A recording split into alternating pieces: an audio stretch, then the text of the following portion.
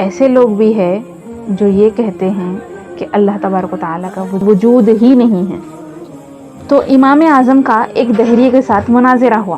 وہ جو شخص تھا وہ خدا کی ہستی کا منکر تھا، اور مناظرے کا موضوع بھی یہی تھا کہ عالم کا کوئی خالق ہے یا نہیں ہے، عالم کو کوئی پیدا کرنے والا ہے یا نہیں ہے۔ اس اہم مسئلے پر مناظرہ طے ہوا۔ پھر میدان مناظرہ میں دوست دشمن سب لوگ جمع ہو گئے، مگر حضرت امام اعظم رضی اللہ تعالیٰ عنہ وقت مقررہ سے بہت دیر کے بعد مجلس میں تشریف لائے۔ اب پہلے سے طے ہو چکا تھا کہ فلاں جگہ مناظرہ ہوگا، فلاں وقت پہ ہوگا، لوگوں میں اعلان ہوا، سارے لوگ جمع ہو گئے، لیکن امام اعظم وہ وقت مقررہ سے بہت دیر کے بعد مجلس میں تشریف لائے۔ دہریے نے کیا کیا، حضرت سے پوچھا کہ آپ اتنی دیر لگا کر کیوں آئے؟ حضرت نے جواب دیا، اگر میں اس کا جواب یہ دوں کہ میں ایک جنگل کی طرف نکل گیا تھا، وہاں ایک عجیب واقعہ نظر آیا جس کو دیکھ کر میں حیرت میں آ گیا، وہیں کھڑا ہو گیا۔ بولا کہ وہ واقعہ یہ تھا، اور وہ واقعہ یہ تھا کہ دریا کے کنارے ایک درخت تھا۔ وہ دریے سے بتا رہے ہیں، حضرت امام اعظم بتا رہے ہیں کہ دریا کے کنارے ایک درخت تھا، دیکھتے ہی دیکھتے وہ درخت خود بخود کٹ گیا۔ کٹ کر کیا ہوا، زمین پر گر پڑا، پھر خود بخود اس کے تختے تیار ہوئے آٹومیٹک، پھر ان تختوں کو خود بخود ایک کشتی تیار ہو گئی، جھاڑ کے تختے بنے، پھر خود ایک کشتی تیار ہو گئی اور خود بخود ہی دریا میں چلنے لگی، اور پھر خود بخود ہی دریا کے اس طرف کے مسافروں کو اس طرف اور اس طرف کے مسافروں کو اس طرف لانے اور لے جانے لگی۔ پھر ایک سواری سے خود ہی کرایہ وصول کرنے لگی وہ کشتی۔ تو بتاؤ تم میری اس بات پر یقین کر لو گے؟ دہریے سے آپ نے سوال کیا۔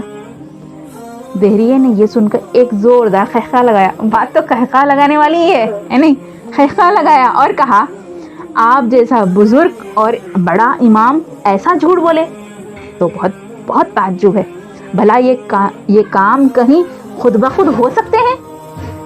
جب تک کوئی کرنے والا نہ ہو کسی طرح بھی یہ کام نہیں ہو سکتے۔ حضرت امام اعظم نے فرمایا، یہ تو کچھ بھی کام نہیں ہے، یعنی ایک درخت کا کٹنا، لکڑی بننا، کشتی بننا، ادھر سے ادھر جانا، یہ تو کام کچھ بھی نہیں ہے۔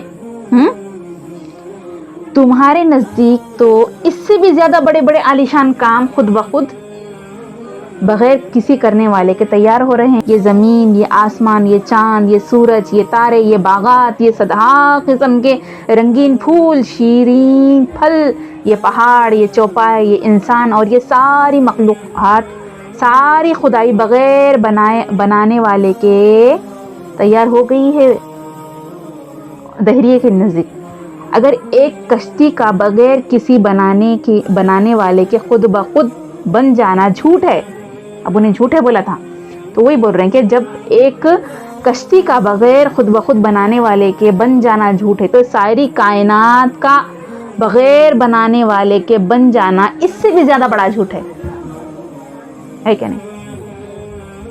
جھوٹ ہے۔ دہریہ یہ تقریر سن کر دم بخود حیرت زدہ ہو گیا۔ دہریہ کیا ہو گیا؟ دم بخود حیرت میں آ گیا اور فوراً اپنے عقیدے سے توبہ کر لی، توبہ کر کے تائب ہو کر مسلمان ہو گیا۔ تو میری پیاری بہنوں، اس واقعے سے کیا سبق ہم کو ملتا ہے؟ اس کائنات کا یقیناً ایک خالق ہے۔ ہمیں کیا سبق ملتا ہے؟ اس کائنات کا یقیناً ایک خالق ہے۔ ہاں، اس کائنات کا یقیناً ایک خالق ہے جس کا نام اللہ ہے، اور وجود باری تعالیٰ کا انکار عقل کے بھی خلاف ہے۔ اللہ کی ذات کا انکار کیا ہے؟ عقل کے بھی خلاف ہے، عقل بھی نہیں مان سکتی یہ بات کو۔ تو یہی آج کا واقعہ تھا۔ انشاءاللہ اگلے درس میں ایک نئے واقعے کے ساتھ آپ سے ملاقات ہوگی۔ السلام علیکم ورحمۃ اللہ وبرکاتہ۔